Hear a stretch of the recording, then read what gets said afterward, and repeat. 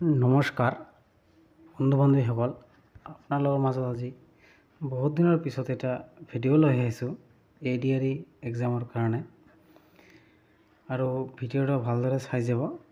এইটো general knowledge question হয়, আপোনালোকৰ বহুত সুবিধা হ'ব, ভালদৰে চাই যাব। আৰু ভিডিঅ'টো বেছি সময় নষ্ট নকৰি ভিডিঅ'টো ভালদৰে চাই যোৱা। ভিডিঅ'টো আৰম্ভ কৰোঁ। 1 নম্বৰ কোৱেশ্চন আপোনালোক চোৱা। 1 নম্বৰ কোৱেশ্চনটো চোৱা, কোনটো জনগোষ্ঠীয়ে অসমত প্ৰথম ধানৰ খেতি কৰিছিল? উত্তৰ হৈছে বড়োসকলে প্ৰথম ধানৰ খেতি কৰিছিল।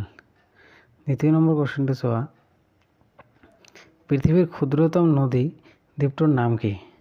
এইটো হৈছে উমানন্দ। উমানন্দ হৈছে পৃথিৱীৰ ক্ষুদ্ৰতম নদী দ্বীপ। তাৰপিছত চোৱা, প্ৰথম অসমীয়া উপন্যাসখনৰ নাম কি? উপন্যাসখনৰ নাম হৈছে ভানুমতী। ভানুমতী হৈছে অসমীয়া উপন্যাস। তাৰপিছত চোৱা, অসমীয়া মহিলাই কাপোৰত সপোন ৰচে বুলি কোনে কৈছিল? এই উক্তিটো কৈছিল মহাত্মা গান্ধী। উত্তৰটো হৈছে মহাত্মা গান্ধী। তাৰপিছত চোৱা 5 নম্বৰ কোৱেশ্চনটো, ভাৰত চৰকাৰে কিমান চনত বৰনদীক অভয়াৰণ্যৰ স্বীকৃতি প্ৰদান কৰে? এইটো হৈছে 1981 চনত এইটো স্বীকৃতি দিয়ে ভাৰত চৰকাৰে। তাৰপিছত কোৱেশ্চনটো হ'ল, কাজিৰঙা ৰাষ্ট্ৰীয় উদ্যানৰ মাটিকালি কিমান? কাজিৰঙা ৰাষ্ট্ৰীয় উদ্যানৰ মাটিকালি হৈছে 430 বৰ্গ কিলোমিটাৰ।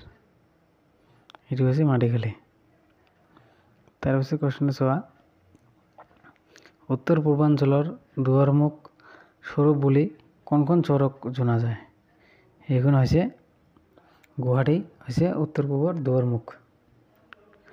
তাৰপিছত কোৱেশ্চনটো চোৱা,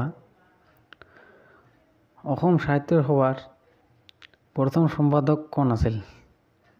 সাহিত্য সভাৰ প্ৰথম সম্পাদক আছিল শৰৎচন্দ্ৰ গোস্বামী। এইটো আছিল অসমৰ সাহিত্য সভাৰ প্ৰথম সম্পাদক। তাৰপিছত কোৱেশ্চনটো চোৱা, লক্ষ্মীনাথ বেজবৰুৱাৰ একমাত্ৰ কবিতা পুথিখনৰ নাম কি? কবিতা পুথিখনৰ নাম হ'ল লক্ষ্মীনাথ বেজবৰুৱাৰ কদমকলি হৈছে একমাত্ৰ কবিতা পুথি। তাৰপিছত চোৱা 10 নম্বৰ কোৱেশ্চন, অসমৰ ৰাজ্যিক ফুল কি? অসমৰ ৰাজ্যিক ফুল হৈছে কপৌ ফুল। এইটো সকলোৱে জানে, তথাপি দিছোঁ। আজিৰ ভিডিঅ' এইখিনি। আৰু আপোনালোক ADREৰ কাৰণে ভালদৰে প্ৰিপাৰেশ্যন কৰা আৰু ভালদৰে পঢ়ি যোৱা। সকলোৰে এক্সামটো ভাল হয়, সেইকাৰণে আপোনালোকৰ মাজত আৰু ডেইলি ষ্টাডি কৰি থাকিবা। তেনেহ'লে আৰু এলেহুৱা নকৰিবা, তেনেহ'লে এক্সামটো আপোনালোকৰ ভাল হ'ব। আজিৰ ভিডিঅ' ইমানেই। আৰু ভিডিঅ'টো ভাল লাগিলে শ্বেয়াৰ কৰি দিব, লাইক কৰিব আৰু প্লিজ ছাবস্ক্ৰাইব কৰি দিব। Thank you. আজিৰ ভিডিঅ' ইমানেই।